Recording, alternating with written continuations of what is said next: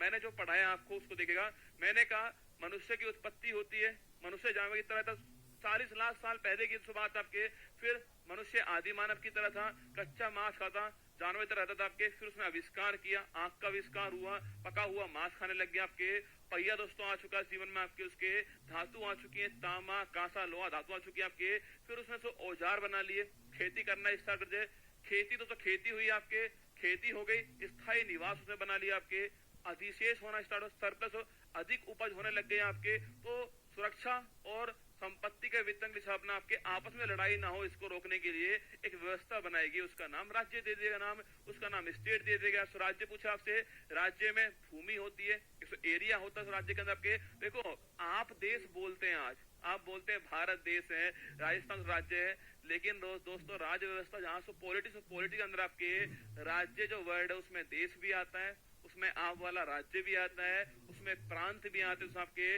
राज्य क्या है? राज्य जिसमें आपके लैंड होगी, जिसमें कुछ भूमि होगी आपके, जहां तो कुछ जनसंख्या रहने वाली है, लैंड है, पॉपुलेशन है और एक वहां की सरकार होगी तो राज्य बन जाएगा। ठीक है, तो लैंड है, भूमि है, पॉपुलेशन जनसंख्या है और वहां सरकार तो रहती है आपके राज्य होगा। अब वो राज्य राजस्थान भी हो सकता है और वो राज्य भारत भी हो सकता है आपके, कोई देश भी राज्य हो सकता है आपके, और आपके कोई आपके जो प्रांत है वो भी राज्य हो सकता है। पॉलिटी में राज्य वर्ड का मतलब देश भी है, तो पॉलिटी में राज्य का मतलब आपके आपका स्टेट भी है। ठीक है, जहां लैंड है, जहां पॉपुलेशन है, जहां गवर्नमेंट है, वहां राज्य होने वाला है। मैंने कहा एक व्यवस्था बनानी पड़ेगी, उसको राज्य नाम दे देगा। अब व्यवस्था तो बना दी राज्य आपके, लेकिन उसमें आपके संचालन करना है, आपके जो नीति संचालन करना है आपके, उसके लिए डॉक्यूमेंट चाहिएगा और वो डॉक्यूमेंट जो है वो संविधान होने वाला है। तो अगर पूछे तो आपसे, अगर पूछूं आपसे कि संविधान, सवाल पूछे आपसे कि संविधान जो है वो क्या है, कॉन्स्टिट्यूशन क्या बोलते हैं इसको, कॉन्स्टिट्यूशन पूछे आपसे क्या है, ये सब कुछ लिखा मिलेगा आपको। आपको सारी बातें सुननी है, एक रफ कॉपी अपने हाथ में रखेगा। जैसे मैंने बनाया ना आपके कि मनुष्य आया, आदि मानव बन गया, फिर आविष्कार हो गए, फिर तो आपकी खेती होना स्टार्ट कर दिया आपने, सरप्लस हो गया आपके। ये रिवाइज करने का तरीका आपके लिए होना चाहिए, इसको रफ कॉपी में लिखना है आपको। संविधान में कहा संविधान लिखना आपके किसी भी राज्य के, किसी भी राज्य की, किसी भी राज्य के, किसी भी राज्य की नीति या फिर शासन के संचालन के लिए, के संचालन के लिए आवश्यक दस्तावेज, आवश्यक डॉक्यूमेंट दस्तावेज। ठीक है, तो पूछे आपसे, उसे कहते हैं संविधान, ये आपको छापना है। तो संविधान पूछे आपसे, कॉन्स्टिट्यूशन, किसी भी राज्य की नीति या फिर शासन के संचालन के लिए जो आवश्यक दस्तावेज होने वाला, जो डॉक्यूमेंट होने वाला है, उसे संविधान कहने वाले हैं, वो हमारा संविधान होने वाला है। ठीक है, अब ये तो हो गई संविधान की परिभाषा। देखो ऐसा नहीं रसगुल्ला कि प्रारूप समिति बैठ के संविधान सभा के अंदर उसने बना दिया। इतिहास है आपके, अंग्रेज आए थे, वो कौन कौन से एक्ट लेकर आए, कहाँ तो संविधान की बात होती है, कौन सी बातें उसमें होती हैं, वो एक आपकी यात्रा है, उसको हमें पढ़ना है आपके। संविधान का विकास एक साथ नहीं हुआ है, संविधान का विकास सीढ़ियों से हुआ है। और वो सीढ़ियां कौन कौन सी देखना आपके, वो सीढ़ियां जो है आपके सामने। संविधान मैंने कहा हमें पढ़ना पड़ेगा, जो इसका निर्माण हुआ है 1773 से रेगुलेटिंग एक्ट आया था, वहां से आपके 26 जनवरी 1950 आपके जब संविधान लागू हो गया, यहाँ तक का जो पूरा इतिहास है, कब तक 1773 के रेगुलेटिंग एक्ट से आपके 26 जनवरी 1950 आपके जब संविधान लागू हो गया, यहाँ से पूरा जो इतिहास है उसको पढ़ने वाले हम, इसे बोलते हैं संवैधानिक विकास। ये आप टॉपिक जो है वो इतिहास में पढ़ने वालों, ये टॉपिक आपके इतिहास में जो आने वाला है, आपके मॉडर्न हिस्ट्री में आने वाला है, और ये टॉपिक जो है वो राज व्यवस्था के अंदर भी आपसे पूछता है। मैं दोनों को मिला के एक साथ आपको आज ही पढ़ाने वाला हूँ इस टॉपिक के बारे में। ठीक है, आइए शुरुआत हो। सबसे पहले देख लेते हैं कौन कौन से अधिनियम जो है वो हमारे सामने आने वाले हैं। परीक्षा वाला आपसे निश्चित सवाल पूछेगा कि इस अधिनियम में क्या किया गया था आपके। इस अधिनियम में हर अधिनियम की एक आध दो बड़ी महत्वपूर्ण बातें जो आपको सीखनी है। बाकी दोस्तों क्रम आप मेरे साथ में देख लीजिए, क्रम बता रहा हूं मैं आपको। देखिए शुरुआत करेंगे हम 1773 का रेगुलेटिंग दोस्तों एक्ट जो है, शुरुआत इसकी होने वाली है। इसको हिंदी में भी रेगुलेटिंग एक्ट बोलते हैं। सबसे पहला लिखित जो प्रयास है वो तो इसी अधिनियम से होता है आपके। इससे पहले प्लासी का युद्ध होता है, तो बक्सर का युद्ध होता है आपके। मैं बताऊंगा आपको, प्लासी का युद्ध हुआ आपके 1757 के अंदर, फिर बक्सर का युद्ध हुआ आपके 1764 में आपके। ये दोनों युद्ध ना, देखो सबसे पहले हमारे यहाँ पर आपके सन 1600 की बात है, तो अंग्रेज जो है आपके उन्होंने ईस्ट इंडिया जो कंपनी है उसको अधिकार दे दिया कि जाओ और तुम पूर्व साथ जो ईस्ट है वहां व्यापार करो, जाकर आपके व्यापार करने की अनुमति जो है प्रदान की किसको? East India company. EIC मतलब ईस्ट इंडिया कंपनी होगा, ठीक है। आज के बाद जब भी मैं आपके सामने EIC बोलूंगा तो इसका मतलब होने वाला है ईस्ट इंडिया कंपनी, ठीक है। अंग्रेज तो जो इंग्लैंड के जो महारानी थे, जो महाराज थे वहां के, उन्होंने बोला कि जाओ और व्यापार कर लो, अधिकार दे दिया 1600 ईस्वी के अंदर। फिर दोस्तों जो ईस्ट इंडिया कंपनी है वो भारत में आती है। देखो सबसे पहले तो भारत में वो व्यापार करने के लिए आई थी, लेकिन दोस्तों व्यापार उसका उद्देश्य नहीं था आपके। वो तो धीरे धीरे से व्यापार से आपके राजनीति करना उसने स्टार्ट कर दिया था। और सो ये सारी चीजें आपके वो रसगुल्ला इंग्लैंड में जो आपके सरकार थी वो तो देख रही थी, वहां बैठ गए। तो उसने सोचा कि जो ईस्ट इंडिया कंपनी है उस पर कंट्रोल किया जाए, तो उसके लिए उसने 1773 में रेगुलेटिव एक्ट लेकर आया आपके। तो पहला लिखित दस्तावेज जो है वो आपके सामने है 1773 का रेगुलेटिंग एक्ट, ठीक है। क्या था इसमें वो आगे हम पढ़ने वाले, ठीक है। इसके बाद दोस्तों आया 1784 का पिट्स इंडिया एक्ट, क्योंकि दोस्तों इस समय जो प्रधानमंत्री थे उनका नाम विलियम पिट था, इसलिए इसका नाम हो गया पिट्स इंडिया एक्ट हो गया। 1784 की ये बात हो गई, ठीक है। इसके बाद दोस्तों 1830 चार्टर जो एक्ट है वो आया सामने आपके। देखो नाम देखना, ये नाम मैंने अपनी मर्जी से नहीं लिखे आपके। आप सोचो कि ये मैंने अपनी मर्जी से लिख दिया आपके ना। 1813 का चार्टर दोस्तों एक्ट आया आपके।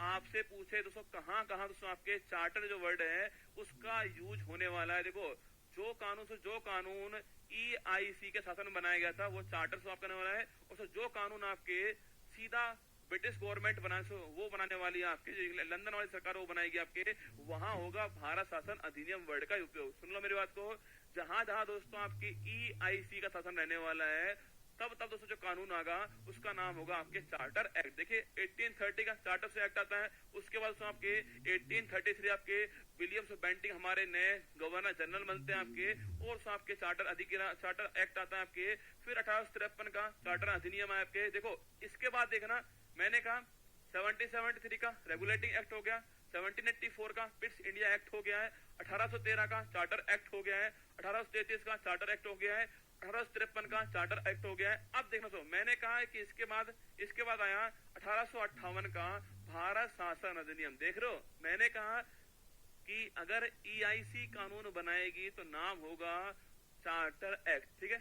अगर EIC कानून बनाएगी आपके, उसका शासन तक कानून बनेगा, छापना नाम होगा आपके चार्टर एक्ट। तो अगर दोस्तों शासन जो है क्राउन का होने वाला आपके, अगर शासन तो आपके जो सरकार जो राजा है उसका होने वाला सीधा आपके, तो नाम होगा भारत शासन अधिनियम, गवर्नमेंट ऑफ इंडिया एक्ट। अब जितने अधिनियम है आपके उनका नाम होगा आपके गवर्नमेंट ऑफ इंडिया एक्ट। आपके सामने GI एक्ट लिखा हुआ है, गवर्नमेंट ऑफ इंडिया एक्ट, ठीक है। फिर आया 18 आपके, अरे याद करो 1857 क्रांति होती है, EIC शासन समाप्त हो चुका है आपके, और सीधा क्राउन का शासन हो चुका है छापना, और 1858 का भारत शासन अधिनियम हमारे सामने आ चुका है। इसमें तो बहुत सारे चेंज हुए थे। जो गवर्नर जनरल उसका वो पद हटा दिया गया आपके, वायसराय नया पद आ चुका है आपके, EIC समाप्त कर दी गई आपके, क्राउन का शासन आ चुका है आपके। बहुत सारे इसमें चेंज हुए थे, वो पढ़ने वाले, ठीक है। उसके बाद में 1861 का अधिनियम समाप्त है। इसमें आपके विभागीय जो प्रणाली है, जो पोर्टफोलियो सिस्टम आपके, अभी दोस्तों देखना किस मंत्री के पास में कौन सा विभाग है। अगर पूछे आपसे कि पोर्टफोलियो सिस्टम आपके किस अधिनियम में आया छापना, 1861 का जो अधिनियम है इसमें पोर्टफोलियो सिस्टम है, जो विभागीय प्रणाली है वो अस्तित्व में आ जाती है, ठीक है। इसके बाद आपके 1892 अधिनियम छापना, इसमें दोस्तों अप्रत्यक्ष जो आप पूछे आपसे इनडायरेक्ट इलेक्शन प्रणाली छापना, अप्रत्यक्ष निर्वाचन प्रणाली जो है वो किस में आती है, 1892 के अधिनियम में आती है। इसके बाद 3 जो अधिनियम आए हैं ये है संविधान की जो रीढ़ की हड्डी है, वो ये 3 अधिनियम होने वाले। कौन कौन से? 1909 का मार्ले मिंटो एक्ट। दोस्तों उस समय जो हमारे वायसराय थे उनका नाम था मिंटो, और उस समय जो हमारे भारत सचिव थे उनका नाम था मार्ले, तो नाम हुआ मार्ले मिंटो एक्ट। तो 1909 का गवर्नमेंट ऑफ इंडिया जो एक्ट है आपके, भारत शासन जो अधिनियम आपके, जिसे मार्ले मिंटो एक्ट कहते हैं, ये दोस्तों आपके 1909 में आया था आपके। और रसगुल्ला, इस दोस्तों अधिनियम आपके सांप्रदायिक निर्वाचन प्रणाली जो है शुरुआत होती है। परीक्षा वाला खूब पूछता है आपसे कि किस अधिनियम में सांप्रदायिक निर्वाचन प्रणाली जो है उसकी शुरुआत होती है आपके, वो अधिनियम हो गया 1909 का मार्ले मिंटो एक्ट हो गया। इसके बाद दोस्तों आपके कौन सा, इसके बाद रसगुल्ला 1919 में मॉन्टेग्यू चैम्सफोर्ड अधिनियम के, चैम्सफोर्ड वायसराय थे उस समय हमारे, और मॉन्टेग्यू जो है वो उस समय दोस्तों आपके क्या थे आपके, ये उस समय भारत सचिव थे। तो अधिनियम आया कौन सा, मॉन्टेग्यू चैम्सफोर्ड अधिनियम है आपके। इसमें दोस्तों जो प्रांत जो प्रोविंस होने वाले उसमें ड्वेल सिस्टम स्टार्ट होता है। अब क्या ड्वेल सिस्टम था, कौन जनक है उसका, वो बात करेंगे आगे। तो प्रांत में ड्वेल सिस्टम की शुरुआत आपके इस अधिनियम में होती है आपके। और दोस्तों केंद्र जो सेंटर में आपके पूछे दोस्तों आपसे, दो सदन आपके केंद्र में जो सदनात्मक व्यवस्था छापना इसी में स्टार्ट होती है आपके। तो केंद्र में दो सदन आ चुके हैं आपके, एक का नाम काउंसिल ऑफ स्टेट होने वाला, सो एक का नाम आपके सेंट्रल लेजिस्लेटिव असेंबली होने वाला है, एक का नाम राज्यों का परिषद होने वाला, सो एक का नाम आपकी विधानसभा होने वाला है। एक में 60 मेंबर होने वाले, एक में 145 मेंबर होने वाले, एक का कार्यकाल 5 साल होने वाला, सो एक का 3 साल होने वाला है। ये सारी बातें करने वाले हैं 1919 के अधिनियम में। इसका नाम था मॉन्टेग्यू चैम्सफोर्ड अधिनियम, आपके 1919 में आता है, ठीक है। इसके बाद दोस्तों कहा गया था कि जो ये अधिनियम जो आया है इसकी समीक्षा के लिए 10 वर्ष के बाद में एक आयोग बनेगा, ऐसा उन्होंने कहा था आपके। लेकिन दोस्तों 1927 के अंदर ये एक आयोग बनता है जिसका नाम था साइमन कमीशन जो आयोग है वो बनाया गया। तो सवाल पूछा आपसे कि साइमन कमीशन जो आयोग है उसकी स्थापना क्यों की गया है, क्योंकि दोस्तों 1919 का जो अधिनियम है इसकी समीक्षा के लिए उसकी स्थापना की गई, ठीक है। 27 में बनता है आयोग, 28 में तो भारत आता है आपके। परीक्षा वाले ये पूछते हैं कि जो साइमन कमीशन आयोग है वो भारत कब आया, तो 1928 में आता है, ठीक है। इसमें दोस्तों आपके इसमें 7 मेंबर थे आपके, 7 विदेशी थे, इसलिए साइमन गोबैक के नाम से लगाया गया आपके। बॉम्बे दोस्तों बॉम्बे आया था आपके, वहां पर आपके लाला लाजपत राय जो विरोध किया इसका, उनको लाठी लग गई, उनकी डेथ हो गई आपके। भगत सिंह शहीद, भगत सिंह के भगत सिंह सामने आते हैं और फिर मर्डर करते हैं आपके, फिर भगत सिंह को फांसी होती है। वो सारी प्रथा यहीं से स्टार्ट होती है। तो जो 1919 का अधिनियम है उसकी व्याख्या के लिए कौन बनता है, साइमन कमीशन बनाएगा 1927 के अंदर। और उसमें बोला गया साइमन गो बैक के नारे उसमें लगाया गया, ठीक। उसके बाद आता है 1935 का अधिनियम। अगर कभी सवाल पूछे आपकी जो भारतीय संविधान है उस पर सबसे अधिक प्रभाव जो है वो किसका पड़ा, तो कभी दोस्तों मत बोलना इंग्लैंड, कभी अमेरिका मत बोलना, किसका पड़ा है 1935 का जो अधिनियम है, 1935 का भारत शासन अधिनियम जो है इसका सर्वाधिक प्रभाव पड़ा। तो इसीलिए इसको मिनी कॉन्स्टिट्यूशन बोलते हैं, इसको लघु संविधान भी कहते हैं। तो कभी पूछ ले दोस्तों आपसे कि जो हमारा संविधान वर्तमान में उस पर सर्वाधिक प्रभाव पूछे किसका पड़ा है, तो 1935 का अधिनियम पड़ा है। इसमें मैं आपको बताऊंगा कि आरबीआई की स्थापना की शुरुआत होती है आपके। पूछे आपसे पब्लिक सर्विस कमीशन की स्थापना की बात, वो 1919 के अधिनियम में होती है। फिर ली आयोग बनेगा, उससे उसकी स्थापना होने वाली है। सवाल पूछे आपसे कि जो आरबीआई है उसकी स्थापना के बाद वो दोस्तों यहाँ पर होती है और यहाँ पर उसकी स्थापना होती है। इसके बाद फेडरल कोर्ट की स्थापना यहाँ से होती है आपके। अखिल भारतीय महासंघ बनाया जाएगा, बना नहीं पर बात कहाँ पर होती है, यही दोस्तों होती है आपके प्रांत में जो ड्वेल सिस्टम स्टार्ट होता है समाप्त कर दिया इसको। तो प्रांत में द्वैत शासन प्रणाली समाप्त कहाँ पर होती है, वो स्कूल यहाँ पर होती है। केंद्र में शुरुआत यहीं पर होती है आपके 35 के एक्ट में पूछे आपसे। इसके बाद दोस्तों आपके आता है 35 एक्ट आ गया। तो इसके बाद दोस्तों आपके 1942 आपके, तो 1942 था आपके सेकेंड वर्ल्ड वार चल रहा है। अंग्रेज दोस्तों सियाणे बहुत थे आपके, सेकेंड वर्ल्ड वार चल रहा है। तो उन्होंने आपके सेकेंड वर्ल्ड वार में जो भारतीय हैं उनकी तो सहायता लेने के लिए क्रिप्स मिशन भेजा। 1942 की बात है आपके, क्रिप्स की अध्यक्षता में मिशन आता है, ठीक है। उसने कहा कि हम संवैधानिक सभा बनाएंगे। सुनो मेरी बात को, इंग्लैंड सर अंग्रेज बोल रहे हैं बेटे कि हम संविधान सभा बनाएंगे, पर बनाएंगे युद्ध के बाद। पहले तुम युद्ध लड़ लो हमारे साथ में, फिर बनाएंगे। भारत वालों को पता है कि ये झूठ बोल रहे हैं और कुछ नहीं करने वाले, और सब भारत वालों को पता है कि इनको जरूरत है हमारी। तो उन्होंने भी कह दिया कि नहीं भाई साहब, संविधान सभा पहले ही चाहिए हमको, तो पहले संविधान सभा चाहिए। तो अगर पूछे आपसे तो किस मिशन को पूछे आपसे किस मिशन को महात्मा गांधी ने पोस्ट डेटेड टैक्स का आपके वो छापना आपके क्रिप्स मिशन होने वाला है 1942 में। दोस्तों आता है आपके सेकेंड वर्ल्ड वार चल रहा है उसमें आता है आपके।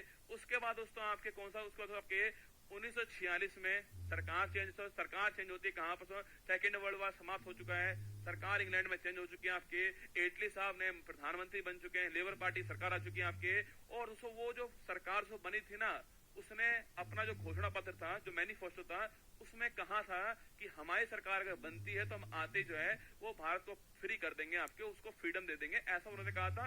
और इसके लिए जो है आपके वो कैबिनेट मिशन जो इसकी स्थापना होती है 1946 में स्थापना होती है। उसके द्वारा संविधान सभा की गठन की बात होती है आपके, उसमें कितनी सीट बनाई गई आपके, कौन से प्रांत थे, कौन कौन से चीफ कमिश्नर क्षेत्र थे आपके, वो सारी बातें करने वाले हैं। ये पूरा जो इतिहास चलने वाला कैबिनेट मिशन बन चुका है।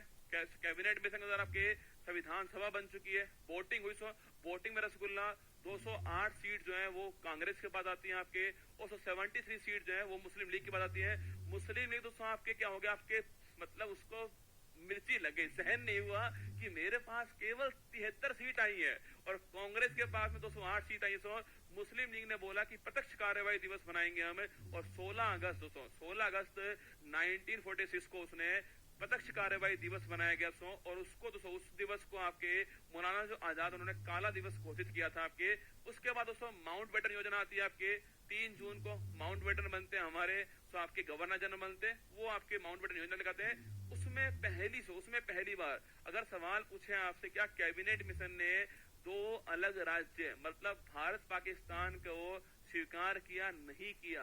कैबिनेट मिशन ने मना कर दिया कि 2 अलग राज्य नहीं बनने चाहिए, भारत पाकिस्तान नहीं बनना चाहिए आपके, केवल भारत रहना चाहिए, ऐसा बोला उसने। लेकिन दोस्तों माउंट बेटन छापना उसने घोषित किया था आपके कि 2 राज्य बनने चाहिए, भारत पाकिस्तान बनने चाहिए। और इसके लिए आपके उसने 18 जुलाई 1947 को भारत स्वतंत्रता अधिनियम पारित करवा दी संसद से आपके।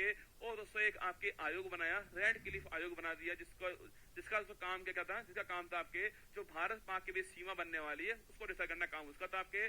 और 18 जुलाई 1947 को हमारा अधिनियम से आता है आपके, और उसके बाद हमारा अधिनियम आया, हम जो फ्री हो जाते हैं आपके। फिर दोस्तों संविधान की बैठक चल रही है आपके, और 26 नवंबर 1949 को संविधान बनकर तैयार हो गया। 2 वर्ष 11 माह 18 दिन का टाइम से लगता है आपके उसके अंदर आपके। और फिर दोस्तों संविधान बना 26 नवंबर 1949 को, और 2 महीने बाद उसको लागू किया आपके 26 जनवरी 1950 को हमारा संविधान लागू हो गया, और आप और मैं रिपब्लिक देश के नागरिक बन गए। ठीक है, जैसे तो संविधान से लागू हुआ और जो हमारे राष्ट्रपति है वो दोस्तों आपके इलेक्ट हो गए, आपके राजेंद्र प्रसाद जी बन चुके हैं राष्ट्रपति, तो हम जो है संविधान हमारा जो देश आपके वो रिपब्लिक हो गया, तो हमारा देश जो है वो गणतंत्र हो गया। ये पूरा इतिहास जो है मैं पढ़ाने वाला हूँ आपको।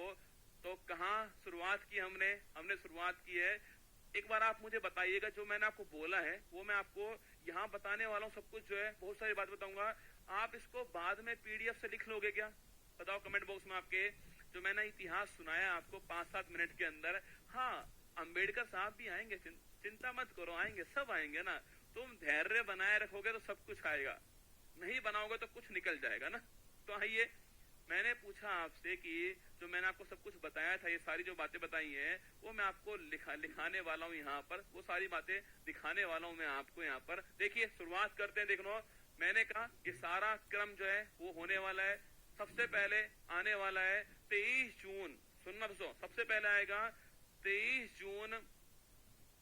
हाँ बिल्कुल ठीक बात है, क्या बात है, तुम इतने होशियार हो गए ना। दिल करता है कभी कभी तो बस अपनी जिंदगी जी लूं मैं अपनी, है ना। बिल्कुल ठीक बात है, सबको समझाने वाला हूँ, आप इसको खुद लिख लोगे, बड़ी अच्छी बात है। ठीक है, अरे भाई अगर मैं इसको लिखाने बैठ गया ना, यकीन मानना जो आपका संविधान है ना उसको पढ़ाने में ही कम से कम 200 घंटे लग जाएंगे। लिखाने बैठ गए तो इसको ना, अगर इसको लिखाने बैठ गया सारी चीजों को मैं आपको, तो संविधान पढ़ा तो नहीं पाऊंगा मैं आपको, छोड़ जरूर दूंगा, है ना। कि अब सोचिए भाई, मेरे पास तो टाइम फिक्स है ना, मेरे पास में 120 घंटे हैं इस बैच के लिए, 120 घंटे हैं। अब आपको तय करना है इसमें क्या करना है, आपको बैठकर लिखना है आराम से, या फिर सारी चीजें समझनी है और फिर खुद लिखना है। 2 चीजें हो जाती है ना। अगर मैं लिखाने बैठूंगा, मुझे क्या जा रहा है, मुझे कुछ जाएगा, लिखा हुआ है लिख लो, मेरा कुछ जा रहा है इसमें, मैं बैठ जाऊंगा। आपको लिखाने में मेरा कुछ नहीं जाने वाला, मैं आराम ही करूंगा। पर अगर आप सोचिए 1.5 घंटे में पढ़ाऊंगा मैं आपको, बाद में आप फिर लिख लोगे आप, तो आपको बड़ा मजा आने वाला है। कुछ आप भी करना, कुछ मैं भी कर रहा हूँ। ये सारे पॉइंट मैंने लिखे ही हैं, सारे पॉइंट लिखे हैं मैंने आपके सामने, जितने पॉइंट आने वाले आपके सामने ये सारे पॉइंट मैंने लिखे हैं यहाँ पर अपने हाथ से। तो मैं तो लिख चुका हूँ, आप लिख लेना, ठीक है। ये सारी बातें आपको लिखनी है, ठीक है। अब देखिए, मैंने कहा शुरुआत करते, देखना शुरुआत होती है आपके, मैंने कहा कि सबसे पहले सन 1600 ईस्वी के अंदर, सन 1600 ईस्वी में जो इंग्लैंड है उसने EIC जो कंपनी है, ईस्ट इंडिया कंपनी, जहां भी आपको EIC मिल जाए समझ लेना आपके कि वो कौन सी कंपनी है, ईस्ट इंडिया कंपनी है। ये आपको ध्यान रखना है, ठीक है। इसको पूर्व के साथ में व्यापार के लिए, व्यापार की अनुमति जो है वो प्रदान की गई आपके, व्यापार की जो अनुमति है वो प्रदान की गई आपके। और दोस्तों ये कहा, ये आ गई हमारे भारत में आपके, हमारे भारत के अंदर ये आ चुकी है आपके। अब क्या हुआ था भारत के अंदर, वो इतिहास का विषय है, वो वहां पर पढ़ने वाले हैं। जहांगीर ने क्या कहा आपके, जहांगीर ने क्या बोला, अकबर ने क्या बोला, बात की बात है आपके, वो हमारा इतिहास है, वहां पढ़ेंगे, ठीक है। तो 1600 ईस्वी के अंदर इंग्लैंड ने अधिकार दिया EIC को, कि उसको बोला कि भाई पूर्व जो है उसके साथ व्यापार करने की अनुमति प्रदान की जाती है आपको। शुरुआत में इसको 15 साल की अनुमति मिली थी आपके, पर दोस्तों इसको एक्सटेंड किया आपके, आगे बढ़ा देगा। शुरुआत में इसको केवल 15 साल जो आपके, शुरुआत में 15 साल की अनुमति जो है वो प्रदान की गई थी आपके इसके लिए। फिर इसको एक्सटेंड करने के बाद में आपके इसको बढ़ा भी दिया गया, ठीक है। अब देखिए इसके बाद दोस्तों सबसे महत्वपूर्ण पॉइंट आपके 23 जून 1757 आपकी तारीख थी आपके। हाँ, साथ लिख लेना, ठीक है, लिखना है, लिख लेना, मुझे कोई फर्क नहीं पड़ने वाला। आपको लग रहा हो मुझे फर्क पड़ेगा, कोई फर्क नहीं पड़ने वाला, मैं भी आराम करूंगा, आप भी आराम करना, ठीक। वहां पे लिखिएगा, देखो 23 जून 1757 आपके प्लासी का युद्ध आपके। देखो 2 युद्ध हैं, एक तो है प्लासी का युद्ध और एक बक्सर का युद्ध।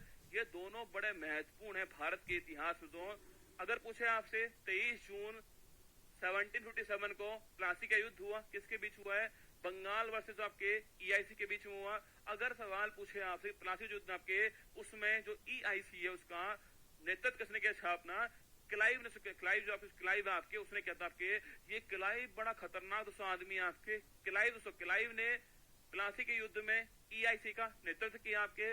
बंगाल वर्सेस के बीच में हुआ आपके, या तो धोखा हो गया हमारे साथ दोस्तों आपके, और बंगाल इसमें हार गया है, EIC जीत चुका है इसके अंदर। फिर दोस्तों दोबारा देखो प्लासी का युद्ध हुआ, फिर दोस्तों दोबारा 1764 के अंदर बक्सर का युद्ध हुआ। ये तो बड़ा महत्वपूर्ण युद्ध था आपके, बक्सर का युद्ध देखना आपके। पूछूं आपसे, इसमें दोस्तों एक तरफ बंगाल, अवध और मुगल, तीनों बंगाल, अवध, मुगल तीनों दोस्तों एक साथ खड़े हुए आपके, और सामने है EIC जो आपके ईस्ट इंडिया कंपनी सामने आपके, और इसका नेतृत्व किया आपके हेक्टर मुनरो आपके, इसकी तरफ से लड़ रहे हैं आपके। और एक तरफ बंगाल है, अवध है आपके, बंगाल के नवाब है, अवध है आपके, और दोस्तों आपके मुगल जो है, तीनों एक साथ खड़े हुए आपके। और एक तरफ EIC है, यहाँ ये तीनों हार गए, और यही दोस्तों सबसे बड़ी समस्या हुई आपके उत्पन्न। ये तीनों बंगाल, अवध और मुगल जो है तीनों हार चुके हैं, EIC जीत चुका है। अब दोस्तों यहाँ से शुरुआत होती है, EIC की शुरुआत जो है यहाँ से होती है, क्योंकि दोस्तों इसने तीनों को, बंगाल को हराया, अवध को हराया, सो मुगल जो है इसको हरा दिया, तीनों को मिलकर इसने हरा दिया। लेकिन देखना, मैंने कहा कि जो क्लाइव है ना, ये तो बड़ा समझदार सो आदमी है। देखो युद्ध लड़ा किसने, हेक्टर मुनरो युद्ध लड़ा के। लेकिन दोस्तों 1 साल बाद जब संधि होने को आती है 1765 के अंदर, इसका नाम था इलाहाबाद की संधि, तो संधि करने किसको बुलाया, क्लाइव को बुलाया। देखो आप देख रहे हो, मतलब युद्ध लड़ा इसने हेक्टर मुनरो ने, लेकिन तो संधि करने के लिए उसी क्लाइव से बुलाया गया आपके। और दोस्तों क्लाइव बुलाया गया, इसने कहा कि जो बंगाल है आपके, उसके तो दीवानी जो अधिकार है वो EIC के पास पहुंचने वाले, ये इसमें घोषणा होती है, बंगाल के दीवानी अधिकार EIC के पास में होने वाले। मतलब दोस्तों बंगाल में अगर पूछे आपसे ड्वेल सिस्टम की शुरुआत कब होती है आपके, वो होती है आपके 1765 के बाद में क्लाइव जो है वो शुरुआत करते हैं। तो पहला पॉइंट तो हो गया कि जो बंगाल से वहां पर ड्वेल सिस्टम जो है इसकी शुरुआत कब होती है, 1765 के अंदर होती है। करने वाला क्लाइव था आपके इलाहाबाद की पंडित थी। इसमें कहा गया कि जो बंगाल है उसके दीवानी जो अधिकार है वो ईआईसी के हाथ में होने वाले हैं। अब देखिए सो ड्वेल सिस्टम मतलब दोस्तों दो का सिस्टम, ठीक है, ड्वेल मतलब दो का सिस्टम हो गया। पूछो दोस्तों आपके दो सिस्टम होने वाले। बंगाल था दोस्तों, एक तो इसका दीवानी अधिकार हो गया आपके, दीवानी अधिकार मैंने कहा वो किसको मिलने वाला है, ईआईसी को मिलने वाला है। दीवानी अधिकार ईआईसी के पास पहुंच चुका है। मतलब दोस्तों जो बंगाल दोस्तों होगी उसका वित्त हो गया, उसका राजस्व हो गया। पैसा दोस्तों जो आने वाले अधिकार है ना वो तो ले लिए इस भाई साहब ने, जिससे रेवेन्यू आपको होने वाली, इससे आय होने वाला है। वित्त है दोस्तों, वित्त है आपके या फिर दोस्तों आपके तो रेवेन्यू दोस्तों आपके, वो सारे अधिकार तो ले लिए इसने अपने पास में। और इसने बोला कि जो नवाब दोस्तों होने वाला है वो करेगा सुरक्षा, नवाब करेगा सुरक्षा, तो नवाब करेगा स्वास्थ्य की देखभाल। तो नवाब जो है वो आपके जो जनता है उसके स्वास्थ्य की, शिक्षा की, सुरक्षा की काम जो है करने वाला है। मतलब दोस्तों पैसा तो इनके पास में आएगा, पैसा तो इनके पास में आएगा, पर खर्च कौन करेगा, खर्च तो करने वाला नवाब होगा। इसके पास में पैसा ही कहाँ है भाई साहब जो खर्च करेगा है, ठीक है। पैसा तुमने खुद ने ले लिया, दीवानी अधिकार खुद ने ले लिया आपने, और बोलते हो जो व्यय करने वाला है वो नवाब करेगा। मतलब नवाब जो है वो व्यय करेगा, पैसा इनके पास होने वाला है। अब सुनो दोस्तों, अगर इसने स्वास्थ्य नहीं दिया, सोचो दोस्तों आपके, अगर दोस्तों इसने हेल्थ, तो आपके हेल्थ है, सिक्योरिटी है, वो सब नहीं दी, तो दोस्तों जो जनता जो है वो किसको बुरा मानेगी, किसको बुरा मानने वाली है, भाई यही तो है नवाब दोस्तों। तो जनता की भलाई, जनता की बुराई इसी को मिलने वाली है, और सब पैसा इसको मिलने वाला। देखो ये दिमाग देख रहे हो आप, क्लाइव का दिमाग देखिए आप। ड्वेल सिस्टम के अंदर आपके बोला कि जो दीवानी अधिकार है वो ईआईसी के पास होने वाले हैं, तो सर रेवेन्यू जिनसे मिलने वाला है वो इसके पास होने वाला है, और बाकी दोस्तों जो व्यय होने वाला है, जो खर्च होने वाला है वो नवाब करने वाला है। जनता की बुराई जो है वो नवाब लेने वाला है, पैसा हम लेने वाले हैं, ऐसा बोला गया। इसे बोलते हैं ड्वेल सिस्टम दोस्तों, इसे बोलते हैं द्वैत शासन। आपसे कभी सवाल पूछ ले कि भारत में पूछे आपसे कि जो ड्वेल सिस्टम है उसका जनक कौन था, ये वर्ड पूछता है आपसे लियोनस कार्टियस। आपके ये नाम बड़ा महत्वपूर्ण सवाल है। पूछे आपसे कि जो फादर ऑफ ड्वेल सिस्टम है वो कौन सा आपके, वो थे लियोनस कार्टियस, फादर ऑफ ड्वेल सिस्टम थे। ये वर्ड आपको छाप लेना है, ठीक है। तो फादर ऑफ ड्वेल सिस्टम कौन थे, लियोनस कार्टियस थे। सुनिए दोस्तों मेरी बात को, मैंने कहा प्लासी का युद्ध होता है आपके, उसके बाद बक्सर का युद्ध हुआ आपके 1764 के अंदर आपके, उसके बाद इलाहाबाद की संधि होती है, क्लाइव संधि करने से आता है आपके। उसने कहा जो बंगाल है वहां पर ड्वेल सिस्टम स्टार्ट होना चाहिए, बंगाल से वहां पर जो दीवानी अधिकार है वो ईआईसी के पास होनी चाहिए आपके। मतलब दोस्तों आपके जो जितना भी रेवेन्यू है वो इसके पास होना चाहिए, जो खर्च होने वाला है वो नवाब करने वाला है। पूछे आपसे भारत में ड्वेल सिस्टम, पूछे फादर ऑफ ड्वेल सिस्टम मतलब के लियोनस कार्टियस आपके ये है, ये आपको छापना है, ठीक है। फिर दोस्तों कुछ समय बाद, कुछ सालों बाद में इस ड्वेल सिस्टम को अंत किसने किया था, वॉरेन हेस्टिंग्स ने अंत किया था। ये भी लाइन आपको छापनी है। देखो